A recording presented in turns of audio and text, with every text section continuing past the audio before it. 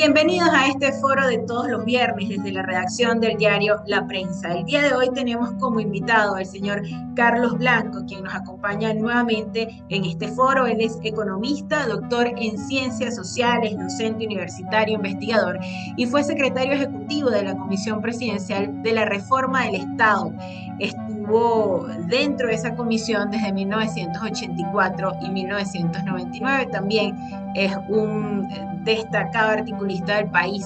Gracias, señor Carlos, por aceptar esta invitación en donde vamos a analizar la situación política y social del país, sobre todo porque enero inició con protestas del sector público, específicamente de los docentes, quienes no han parado de manifestarse en las calles por un salario que les permita vivir y que ya cuando se contabiliza un mes, pues ese salario no ha sido aumentado por el gobierno nacional. Gracias por aceptar esta invitación. Un placer, Ana, estar contigo en este programa. Bueno, la primera pregunta que le quiero hacer es justamente sobre esas protestas. ¿Qué evaluación hace de las protestas laborales del sector público y hacia dónde pueden ir esas protestas en el país en las condiciones en las que estamos? Yo creo que es bueno poner de relieve la importancia y el significado de esas protestas. Eso muestra que la procesión va por dentro, que el país no se arregló, que la ficción de algunas zonas de Caracas y posiblemente de algunas otras ciudades del país no revela lo que ocurre en el país. Hay gente que a veces resiente mucho, digamos, hace un mes, en diciembre, podrían decir, y de hecho había gente que decía, ya la gente no protesta, la gente se acostumbró, ya esto no tiene, digamos, destino, salvo el de que cada quien se acomode. Y de repente irrumpen las protestas como las que te refieres, de los maestros, de muchos docentes, de gente del sistema de salud, etcétera.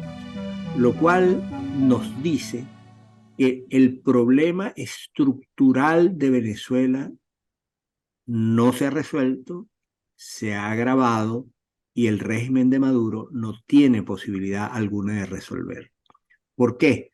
Porque para resolver eso que llamamos el problema social hay que crear empleos, empleos productivos. Para crear empleos tiene que haber inversión privada, nacional y extranjera, tiene que haber Estado de Derecho, tiene que haber garantías de seguridad jurídica y seguridad personal. Es decir, se requiere un conjunto de condiciones institucionales para que el país se arregle. Mientras tanto, lo que está latente en la sociedad venezolana es la protesta. Y cuando haya la fuerza suficiente, como en este caso, o alguna rendija, esa protesta volverá a emerger o seguirá emergiendo como en la actualidad.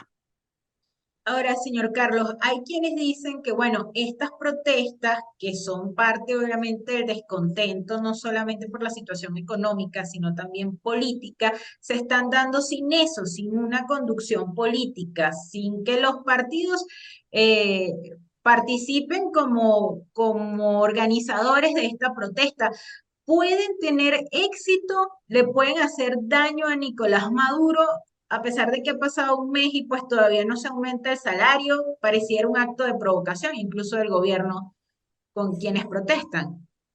Mira, todos los movimientos sociales necesitan una dirección, necesitan objetivos claros, una estrategia y el conocimiento a fondo de hasta dónde pueden llegar.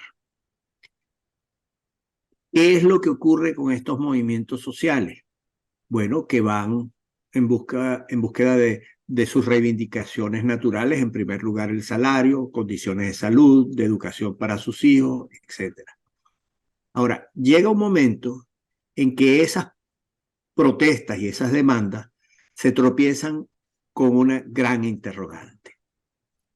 ¿Cómo hacemos para conseguir no un aumento de salario en febrero para otra vez salir a la calle en julio para otro aumento de salario y para otro aumento de salario en noviembre, si es que se produjese. Para que eso no ocurra así, tiene que haber un planteamiento que entienda cuál es el origen del problema. Y yo creo que el origen del problema es el régimen que hay en Venezuela con las características que enuncié antes. Y en consecuencia, llega un momento en que esos movimientos sociales reivindicativos tienen la fuerza suficiente para convertirse en movimientos políticos que entiendan, que desarrollen la idea de que para conseguir un salario bueno, duradero, tiene que haber un cambio institucional para que pueda haber, como dije antes, empleo, inversión, ahorro, consumo, etc. Ahora, ese precisamente es el problema que está debatiendo un sector de la sociedad venezolana. Porque el problema es que los partidos políticos, primero, están muy desprestigiados en general. La gente que protesta, he visto muchas veces, no quieren que se les, entre comillas, contamine con una dirección política que está desgastada. Porque no es que no quieran a los partidos y a la política y a los dirigentes políticos, porque muchos de los que participan en esos procesos son gente vinculada a la política, sino no quieren esos partidos, esos dirigentes que por distintas razones que podemos analizar no han sido competentes para conducir las luchas por el cambio de régimen, por la apertura democrática y por la libertad. Eso nos trae a la situación en la cual lo que está planteado en Venezuela simultáneamente es una renovación de la dirección política de las fuerzas democráticas. Ese es, yo creo, el centro del problema más importante que tienen las fuerzas democráticas del país. La necesidad de dotarse de una dirección reconocida, legítima, eficiente y novedosa. Sí, señor Carlos, antes de meterme de lleno al tema de la dirigencia política, de los partidos, de la situación política venezolana, yo le pregunto, ¿qué evaluación hace del movimiento sindical venezolano en la actualidad?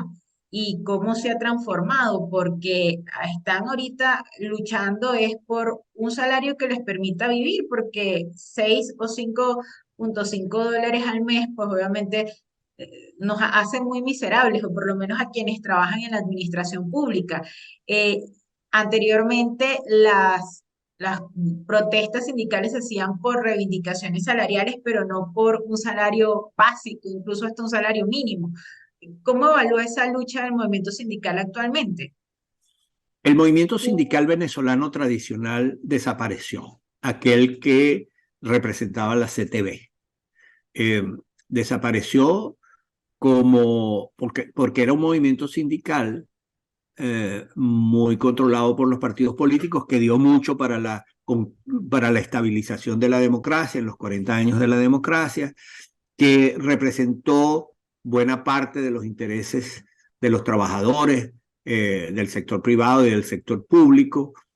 Era reconocido como el gran interlocutor por los gobiernos junto a la dirección empresarial que representaba por Fede Cámara, pero todo eso desapareció. Ese movimiento sindical, que estaba muy vinculado a los partidos políticos, en el caso de la CTB, muy especialmente Acción Democrática, vivió la decadencia que vivió el propio partido y que vivieron las instituciones de la democracia en general. Entonces, durante un tiempo, al comienzo del régimen de Chávez, la CTB tuvo una participación muy importante. Recordemos el papel de Carlos Ortega como presidente de la CTB, de Manuel Cova como secretario general, que fueron dirigentes muy importantes en esos primeros años. Pero después el movimiento sindical, por los problemas que he enunciado y al mismo tiempo por la arremetida del régimen contra el movimiento sindical, se desmanteló. ¿Qué es lo que yo interpreto que está ocurriendo ahora? Que hay la emergencia de un nuevo movimiento sindical. No es porque todos los dirigentes sindicales que están ahora comenzando a participar o participando sean nuevos en el sentido de ser unos jovencitos, hay algunos que lo son, otros no, sino que hay nuevas fuerzas que están emergiendo desde la base del movimiento sindical, del movimiento de los trabajadores públicos y privados, fundamentalmente públicos en este momento por la destrucción que hay de las instituciones públicas y que está comenzando a agarrar energía, entrenamiento, y yo creo que lo están haciendo con mucha sabiduría.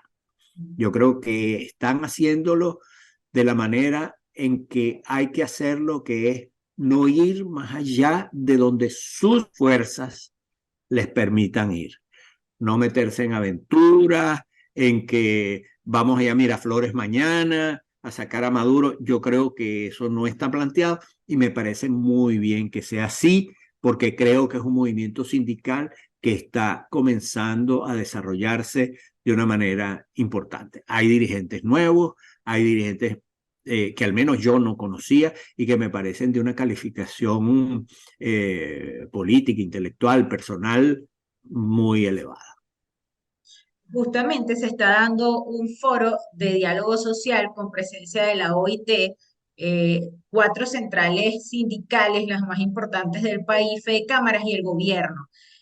¿Cómo ve usted ese foro cuando uno habla con representantes de la CTV, con representantes incluso de así Venezuela o de Fedecámara?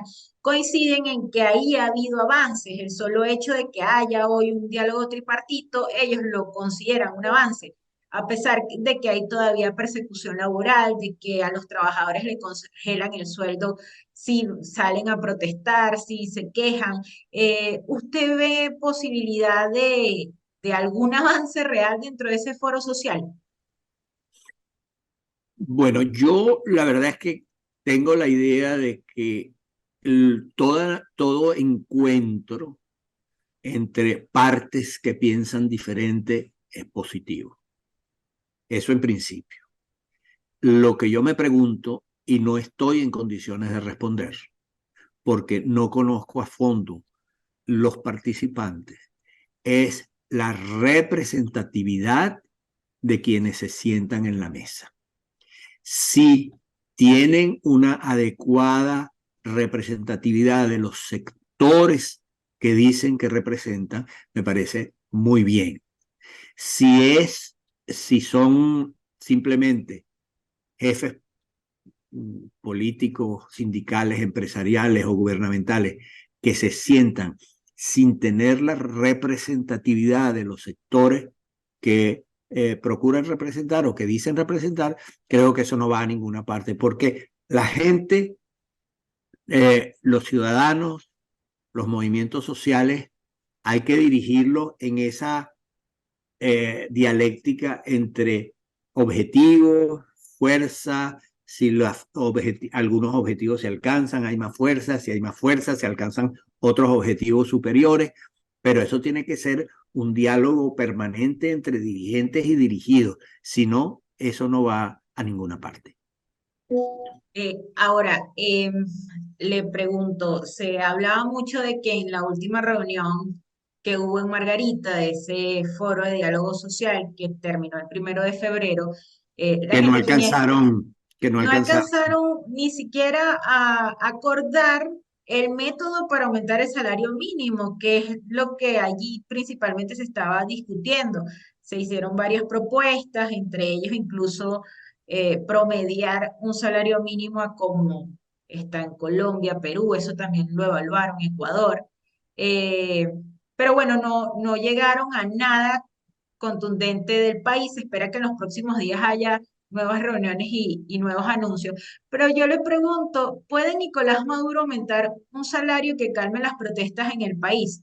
Eh, bueno, lo que alega el gobierno es que no puede dar un salario de $400 al mes, que es lo que cuesta la canasta familiar, según el Senda, según el Observatorio Venezolano de Finanzas. Pero eso que alega el gobierno es creíble. Ni la flexibilización de las sanciones, ni Chevron explotando crudo en el país pueden salvar a Maduro en el plano económico. En el plano económico lo pueden salvar porque así ha transcurrido estos años, pero a un altísimo costo para la sociedad. Es decir, la ruina de la mayoría del país. Así se ha mantenido Maduro económicamente. Ahora, desde la perspectiva de los trabajadores, de la sociedad venezolana, la contradicción absoluta en la que está el régimen es que si aumenta los salarios, se dispara la inflación. Si se dispara la inflación, la gente quiere salarios superiores y si esos salarios superiores potencian otra vez la inflación. ¿Por qué? Por una razón sencilla, porque no hay real.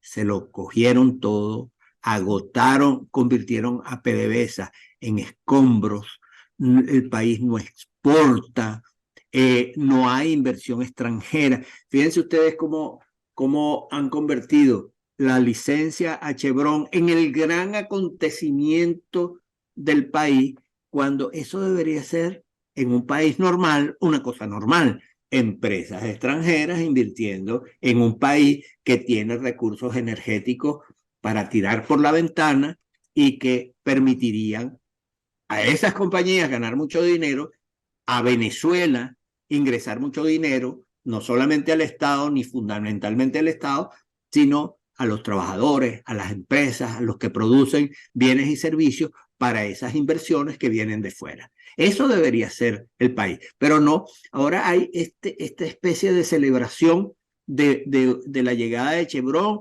para que se cobre Chevron las deudas que tiene con PDVSA. Es decir, estamos en un mundo que por los cánones normales es un mundo que parece loco, pero no es loco. Es lo que esta gente, Maduro y compañía, han llamado la revolución, que es la ruina organizada de la sociedad venezolana. ¿Y qué nombre le puede poner usted a este modelo económico que se está instaurando en Venezuela? Un país que está protestando porque muere de hambre, pero está rodeado de restaurantes de lujo, bodegones, estadios de béisbol que son copias fieles de los de las grandes ligas, un país donde reina el circo. ¿Qué nombre le puede poner a ese modelo económico que está surgiendo? Socialismo. Eso es lo que el socialismo que el mundo conoce produce. No me refiero a ese socialismo europeo, español, francés, etcétera, que es más una versión de estatismo con sentido social, etcétera. Me refiero a socialismo duro de la Unión Soviética, de China, de estos países, de Corea, de Cuba, de Nicaragua, de Venezuela, que son regímenes en los cuales el centro de definición es que la propiedad privada no está garantizada por la ley. Cuando eso ocurre, no hay inversión. Cuando no hay inversión, no hay empleo. Cuando no hay empleo, no hay salarios buenos. Y ese proceso, para que sea así, tiene que tener otra condición, que es la ausencia de libertad. La libertad no es un hecho parcial. Libertad para comer esto, pero no para comer esto. Libertad para ir a la Plaza Bolívar, pero no para ir a la Avenida Páez. Eso no es libertad. La libertad es un concepto en el cual no hay ninguna cortapisa salvo la que se establezca en la Constitución y las leyes. Lo demás es lo que puedes hacer. Entonces, nosotros estamos en el país en una situación en la que la inexistencia de libertad se traduce en el plano económico y social en ruina. Okay. Y bueno, ¿cómo se transforma ese descontento social que hoy en día, que se está manifestando en las calles, en una fuerza poderosa que impulse el cambio en Venezuela? Usted hablaba de la necesidad de una transformación de las fuerzas democráticas, pero eso no se está viendo. Mira, yo creo que para recuperar la libertad en Venezuela y la democracia y el bienestar, El bienestar que, por cierto, no elimina problemas porque hay alzas y bajas, sino que mañana, el día de mañana, sea un día siempre con esperanza. Que tú abras la ventana de tu cuarto o de tu casa y te provoque vivir el día. ¿Por qué? Porque eso, eh, eh, digamos, muestra que hay futuro. En Venezuela no se está viviendo el futuro. O sea, lo que se vive es el hoy y el futuro alcanza 12 horas, el día siguiente, etcétera. Entonces, yo pienso que los elementos fundamentales para ese cambio son un liderazgo político comprometido realmente con la lucha por la libertad y la democracia. En segundo lugar, una estrategia clara para lograrlo. No puede ser que un día estás sentado en México y al día siguiente pides el cese de la usurpación y pasado mañana entonces estás en otra política, etcétera. En tercer lugar, necesitas reunir a los ciudadanos venezolanos dentro y fuera del país alrededor de un propósito de cambio, no de una ambición de alguien, de algunos, sino un propósito constructivo de largo plazo, pero que al mismo tiempo presente resultados factibles en el corto plazo. Y necesitas aliados internacionales. Por supuesto, aliados dentro del país, como ya dije, pero aliados internacionales. Alrededor de esa política, tú no puedes tener aliados internacionales que te dicten lo que hay que hacer, porque quienes tienen que hacer son los venezolanos, somos los venezolanos y los dirigentes que se echen al lomo la lucha por la libertad, como hay muchos. Ahora, quiero una pregunta que me hiciste antes. La Venezuela de los bodegones versus la Venezuela del esfuerzo, del día a día, de la ruina en la mayor parte de los casos. En los regímenes autoritarios, en las dictaduras, en las mafias en el poder, siempre, siempre hay, al lado de la inmensa masa de desposeídos, un sector de la sociedad que se enriquece y que funciona, digamos, como una nueva clase. En la Unión Soviética se llamaba la nomenclatura. Y en general, ¿por qué es eso? No solamente porque hay unos cuantos ladrones que se sustraen los dineros y se enriquecen y además hacen esa cosa tan terrible propia de los nuevos ricos, que es exhibir con grosería todo aquello que tienen. Ese es un factor. Pero en segundo lugar, para que un régimen como el de Chávez primero y el de Maduro luego funcione, necesita una estructura de financiamiento que haga funcionar aquello que es posible que funcione.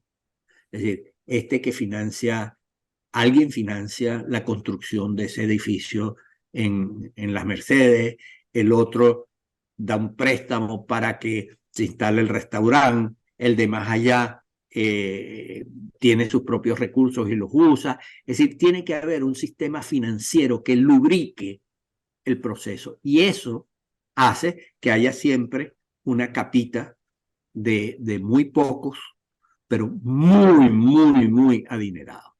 Y desde luego también está toda esa corte de testaferros que anda dentro y fuera del país, que son los que han obtenido recursos o les cuidan los recursos a aquellos que los han sustraído indebidamente, ilegalmente, de las arcas públicas. Es lo que se está viendo. Señor Carlos, pero mire, si analizamos mm, lo que es el sector opositor actualmente, le quiero preguntar cuál es su opinión sobre la decisión que el 30 de diciembre tomó la oposición de liquidar el gobierno interino y ahora crear un gobierno simbólico que dirigen 3 diputadas desde el exilio. Yo creo que el interinato encabezado por Guaidó representó una gran esperanza nacional en 2019 y bajo el comando de Guaidó y de los cuatro partidos que constituyen el llamado popularmente en Venezuela G4, Guaidó y los cuatro partidos administraron ese inmenso poder de manera inadecuada. Porque recordemos que a comienzos de 2019 hubo el episodio lamentable de la supuesta entrada de la ayuda humanitaria a Venezuela vía Cúcuta y se produjo ahí un escándalo suficientemente conocido. En segundo lugar, hubo lo que yo creo fue una mamarrachada del 30 de abril de ese mismo año, un grupo de militares en la autopista del Este eh, que dio la idea de que había un movimiento militar que no existía. En tercer lugar, hubo la aprobación del pago de los intereses de los bonos 2020 en la Asamblea Nacional, lo cual dio un signo realmente complicado sobre las deudas en las que había incurrido ilegalmente el régimen. Y en cuarto lugar, se produjeron las negociaciones con el régimen de Maduro, donde se enviaban señales mixtas. Es decir, por una parte planteabas el cese de la usurpación y por otra parte discutías con el usurpador para que ese usurpador admitiera unas elecciones en las que iba a salir. Entonces, esos objetivos eran incompatibles. Y yo creo que eso fue deteriorando la imagen, el respaldo del gobierno interino. Lo que ocurrió en diciembre del año pasado, cuando los partidos Acción Democrática, Un Nuevo Tiempo y Primero Justicia le dan la puntilla al gobierno interino, es producto más que de una convicción de que había que pasar a una nueva fase de lucha, fue simplemente un ajuste de cuentas entre cuatro socios que terminaron peleados a lo largo del tiempo por razones, en algunos casos, realmente inexplicables. Y en otros casos, porque allí hubo desavenencias políticas, estratégicas, planteamientos terribles de un lado y de otro, y al mismo tiempo elementos de corrupción, como se ha mostrado a lo largo de este tiempo. Yo creo que no ha habido tal sustitución del gobierno interino. Yo creo que la Asamblea Nacional de 2015 está políticamente agotada, me parece a mí. No es que eso hay que celebrarlo, sino que eso es un hecho. Mira, esa asamblea se instala hace, ya vamos para 8 años. 8 años. O sea, el cuadro político del país, la Venezuela que nosotros teníamos en 2015, los dirigentes que teníamos en 2015, los procesos que había que afrontar en 2015, son distintos, muy distintos a los de hoy. Tú no puedes congelar lo que ocurrió en 2015 y trasladarlo 7 años después, 8 años después, porque eso no funciona así, no funciona así. Entonces, a mí me parece que lo que está planteado ahora es constituir una dirección opositora legítima, una dirección opositora en la que el país crea. A mí me habría parecido mejor que en vez de unas primarias para elegir un candidato presidencial, se hubiesen hecho unas elecciones populares para elegir un grupo de dirigentes políticos que constituyera la nueva dirección política del país. Pero el G4 decidió que debían ser unas primarias para escoger un candidato presidencial. Entonces, ahora vamos, creo yo, a una mezcla de esos dos planteamientos.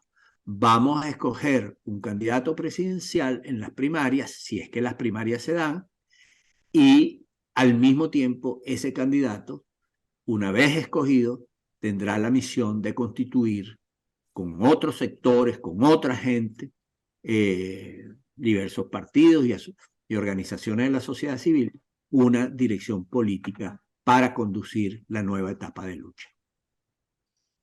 Bueno, justo le iba a preguntar sobre las primarias. No hay una fecha precisa de las primarias, pero ¿qué piensa usted de los dirigentes de oposición que son precandidatos a las primarias, que abiertamente ya se ven como precandidatos? Se supone que deben estar presentándole al país un plan para gobernar o cómo lidiar con el control del Estado, sobre todo en unas elecciones, pero eso no se escucha.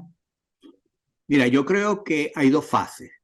En las primarias, lo que hay, me parece a mí, son las grandes ideas sobre el tipo de país que se quiere, pero sobre todo el tipo de lucha que hay que desarrollar de ahora en adelante.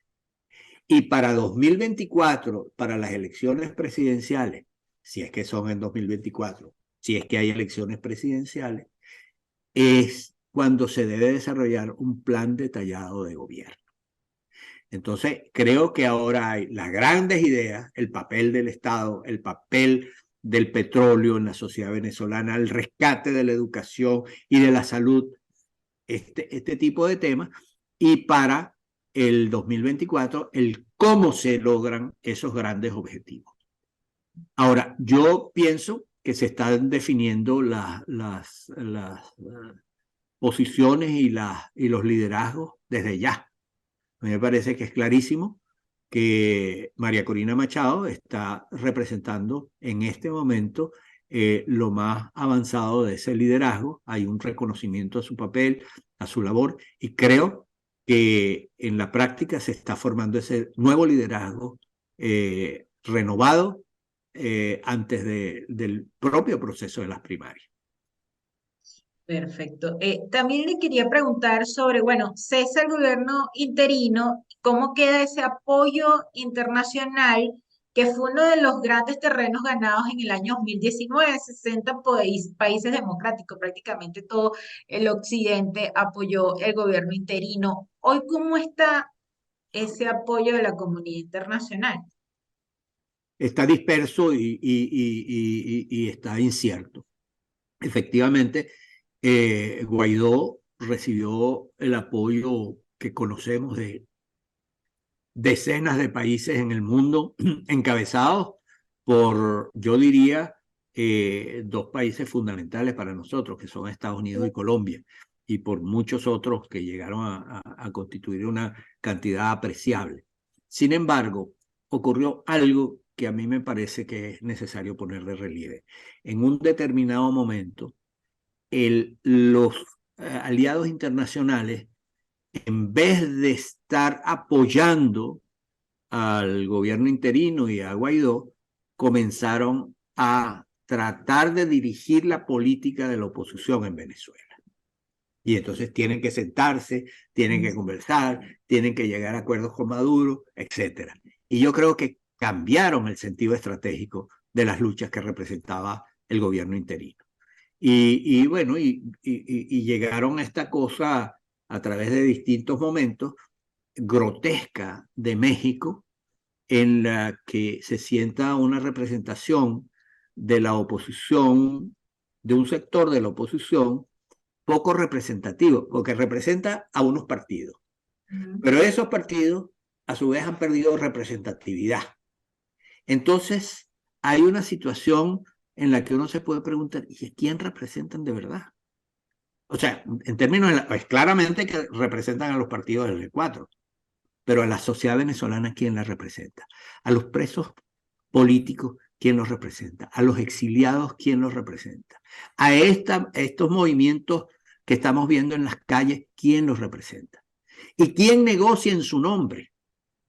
Entonces, a mí me parece que ahí hay un problema. Y el otro problema es el siguiente.